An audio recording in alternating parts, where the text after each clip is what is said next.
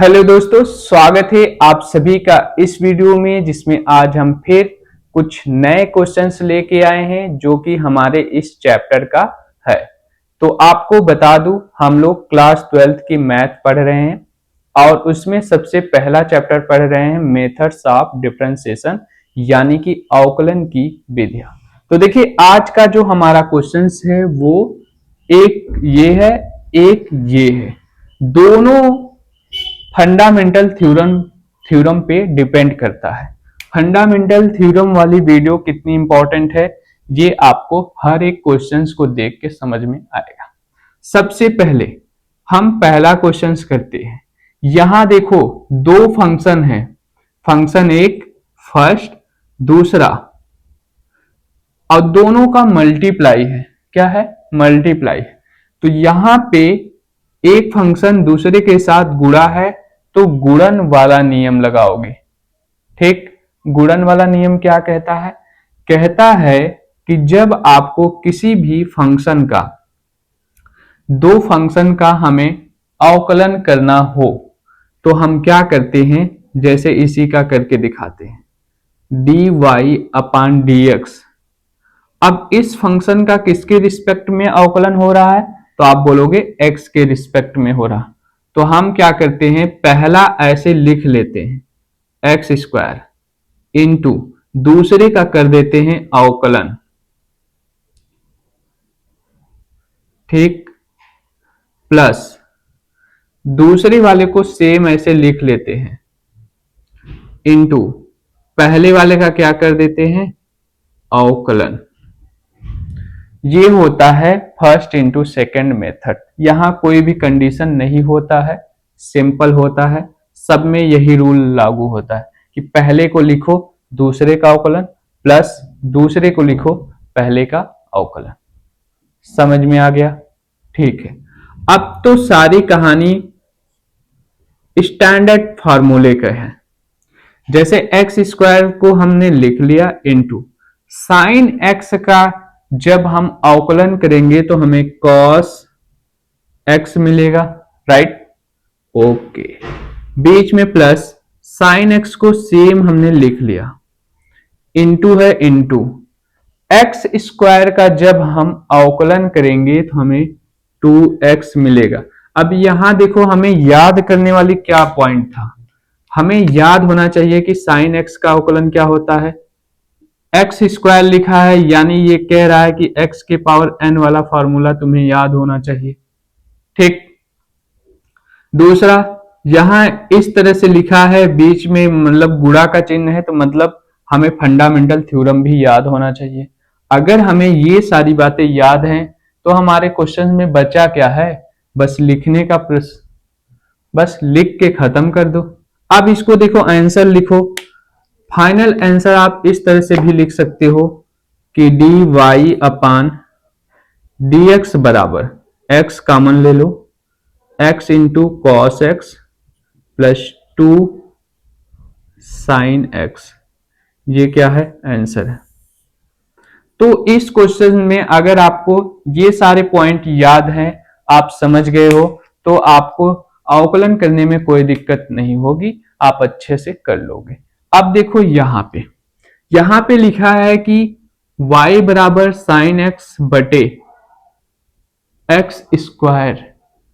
ये भैया भाग वाला नियम से होगा, भाग वाला रूल। ये अब कितने को पता ही नहीं है कि ये भी फंडामेंटल थ्योरम का ही पार्ट है।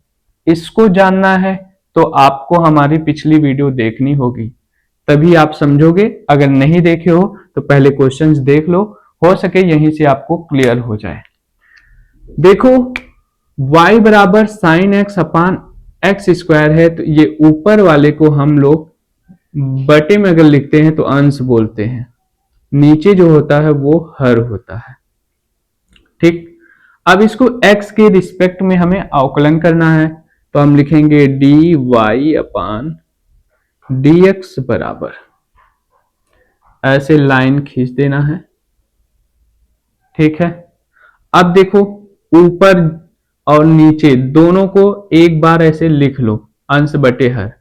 हर को यहां लिखो एक्स स्क्वायर इंटू अंश का कर दो अवकलन।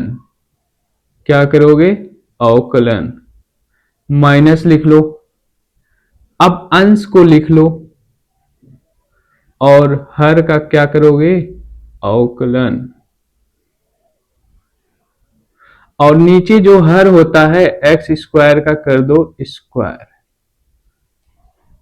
इसका मतलब ये होता है कि भाग नियम ये कहता है कि जब भी आपको भाग नियम से कोई भी क्वेश्चंस करना हो तो हर इंटू अंश का अवकलन माइनस अंश इंटू हर का अवकलन बटे हर का स्क्वायर। हर इंटू अंश का अवकलन माइनस अंश इंटू हर का अवकलन बटे हर का स्क्वायर। समझ में आ गया होगा? ठीक है। अब देखो डी वाई अपान डी एक्स बराबर x square into sine x का अवकलन करोगे तो कॉस एक्स होगा माइनस साइन एक्स, सेम ऐसे लिख लो, इंटू एक्स स्क्वायर का अवकलन 2x होगा और नीचे x के पावर 4 हो जाएगा। अब आंसर लिख लेते हैं एक बार, डी वाई अपान डी एक्स बराबर x ले लो common, x cos x minus 2 sine x बटे x के पावर 4। जब आपको आंसर में मान लो ये ना दे रहा हो, ये x से कट जाएगा, x के पावर 3 बचेगा। यानी एक तो आंसर आप इसको भी मान सकते हो, दूसरा आंसर क्या मान सकते हो? दूसरा आंसर ये भी मान सकते हो कि डी वाई अपान डी एक्स बराबर x cos x minus 2 sine x अपान एक्स के पावर 3।